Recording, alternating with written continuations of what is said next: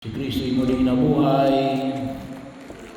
Hallelujah, hallelujah. So tayo po ngayon ay nasa ikapang na linggo ng muling pagkabuhay ng ating Panginoong Jesucristo. At ito po ay tinaguri ating mabuting pastol. Linggo ng mabuting pastol. Kaya bahagi yun na kung saan ay pinamanig na Jesus yung larawan ng mga tupa at ng pastol. Yung maayos na pangangalaga sa kanyang sambayanan na nawa ay katulad na pinamanig sa Ebanghelyo na ating napakinggan sa araw na ito. Ano yung nakita natin? Nakikilala ng pastol ang kanyang mga tupa. Pangalawa, hindi niya inaayahang mawala ang kanyang mga tupa sapagkat yun ay ibinigay ng Ama. At pangatlo, ito ay hindi niya pababayaan. Ito ay patuloy niyang pangangalagaan, pagyabunin at nawa ay umunlad, ilalagay sa magandang pastulan. So ito yung marami hindi lamang ligtas sa anumang uri ng kapahamakan, ngunit yung maayos na pamumuhay. Tamang-tama rin naman sa darating na Lunes, tayo ay boboto ng mga tao nagnanais na gumabay sa atin.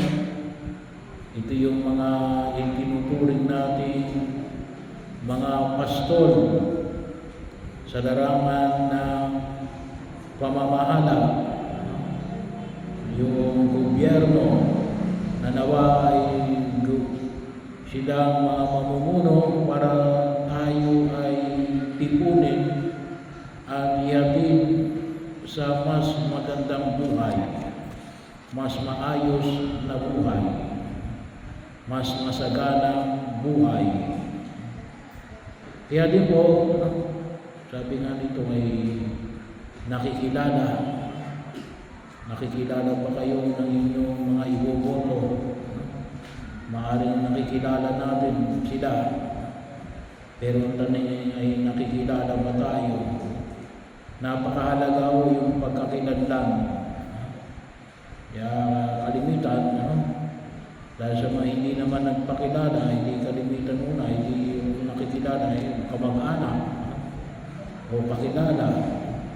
Pero mahalaga po yung pagpapakilala. Kaya nga mayroon tayong panahon na pagpapakilala, yung tinatawag nating campaign period. Hanggang mamayang 12:00 lang po yung campaign period. Yung mga tao na kung saan ay nais na magpakilala. Pero napakahalaga yun. Sana hindi lamang sa tatuloy nakikita.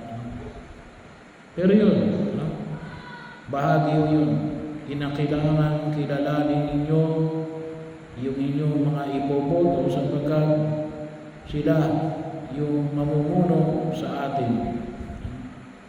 At sila yung bibigyan natin ng boses para sa pagkilos natin sa daigdig na ito. Kaya napakahalaga isang biyaya na ipinagkaloob sa demokrasyang gobyerno ang malayang pagpili ng mga iboboto. Kaya bahagi yun ng patuloy nating pagninilay-nilayan. Ito nawa yung mga tao sa tingin ninyo ay ilalagay ang kapakanan ninyo at uunahin ang kahalagahan ng pagkilos upang higit natin pakinabangan ang pagliligtas ng ating Diyos. So tayo po ang nagluluklok sa pamagitan ng ating mga boto. But of course, sabi na natin ay kung alin yung mas maraming boto. Pero isa po yung biyaya na nawawag natin kaligtahan. Kaya sana po ay bumoto tayo at pag-isipan natin yung mga taong iboboto natin. At ipanalangin natin na nawa sila ay maging mga mabubuting pastol.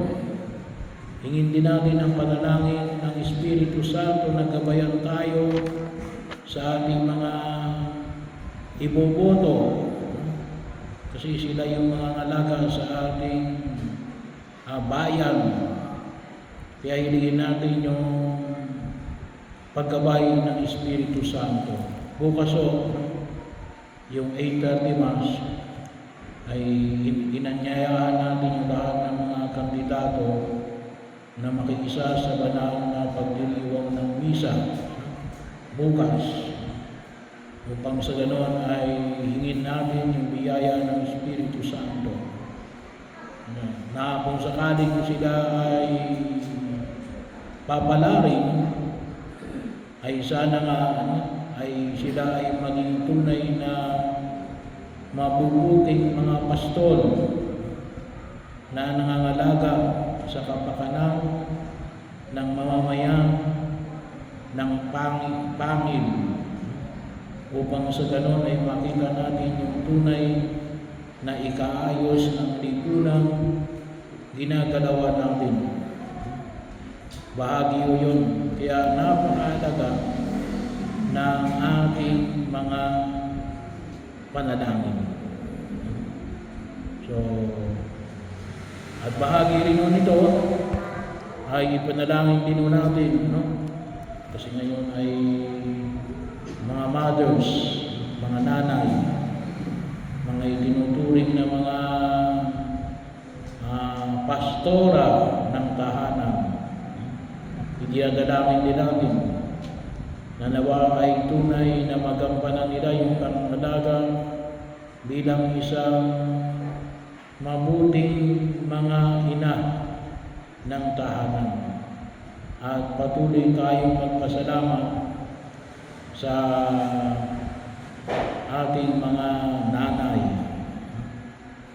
Kakibat din nito, isama din natin sa ating panalangin ang ating din pong mga PPCRB volunteers na magnanais na tumulong para magkaroon ng maayos at matiwasay na eleksyon sa darating na Lunes. Na sana ay maging daan na tayo lahat ay gumawa. Sabi nga natin kasi kinakailangan din natin yung maayos sa pagmulag ng lipunang ginagalawan. Kaya tayong lahat ay may ginagampanan na ito ay tunay nating pangalagaan. At sana maging bulag yung ating kaisipan na tayong lahat ay mayroong ginagampanan tungkulin para sa pangangalaga at pagsasaayos ng ating bayan at sa kanyang buhay politika. At mayroon tayong ginagampanan na tumugon upang kahit paano at tayo ay idalangin natin ng mga tao katulad ng mga PPCRB na ating mga volunteers na kahit paano ay tumutugon para magkaroon tayo ng maayos, malinis, tahimik at tapat na pagkasakatuparan ng ating pagboboto ngayong taon na ito, 2025.